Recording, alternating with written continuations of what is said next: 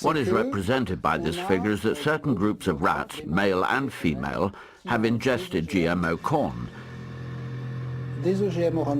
GMO corn with Roundup residue and Roundup on its own. Every time we go up a level, a rat dies. The limit is 10 due to the number of rats that constitute a group. The dotted line represents the females of the group who die but have a completely normal diet. Only 2 animals die spontaneously after 550 days. On the other hand, every female that has been fed on the GMO with Roundup or Roundup diet has died more frequently than the other rats.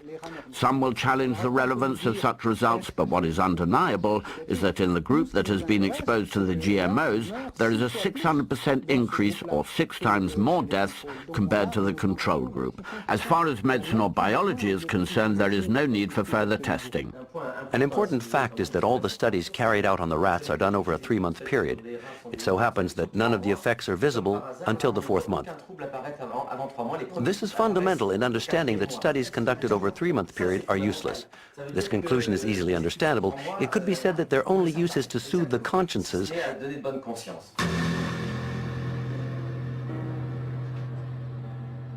Every rat out of the 200 that were tested was dissected by Professor Seralini's team. They did this to discover exactly what had affected their organs. The purpose behind this was to identify the way each diet, GMO and Roundup on its own, had acted on the metabolism of each animal, focusing on the development rate of the tumors that, and this comes as no surprise, only start to manifest themselves after the initial 3-month period. This figure represents the number of palpable tumors contracted by the animal during the experiment. Here we can see the rats subjected to GMOs compared to those with a regular diet. As you can see, very few males have contracted tumors. This is due to them being more resistant to the testing process. What these figures show are the large tumors. Each step up represents a large tumor which can measure 17 millimeters by 17 millimeters. For a rat, these measurements are colossal. It would equate to a tumor of this size if seen on a human being. It is enormous. After having studied these tumors, it can be said that 94% of them take effect in the mammary glands, which would equate to breast cancer in a woman. We are faced with renal tumors for the males, but not only, some males also suffer from mammary tumors. This points towards a hormonal effect that isn't affected by the dosage. 60% of breast cancer cases are caused by hormonal deficiencies. Professor Seralini's study holds one last surprise for us, and this is a major one. Up until now, one could have thought that the main cause of death for the tested rats was coming from the pesticide added to the corn. But what the study highlighted, and this for the first time ever, is the fact that the transgenesis itself could have killed the rats.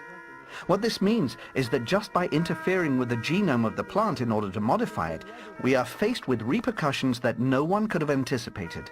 This is enough to make us reconsider all the scientific precepts that led to the creation of GMOs. Roundup had never been tested separately. Whilst conducting cellular studies, we saw that the cells of the liver, embryos, kidneys, placenta and the umbilical cord died much faster, and so we could deduce that there was a toxic effect on the organism. What can be said is that there is an increase in deaths due to GMOs and Roundups. The biggest surprise came when we realized that GMOs without any Roundup residue were responsible for an increase in the death rate of females and of some males. This could be the result of the GMO gene that has been badly assimilated by the plant and that has therefore resulted in a negative effect or due to a secondary metabolical effect.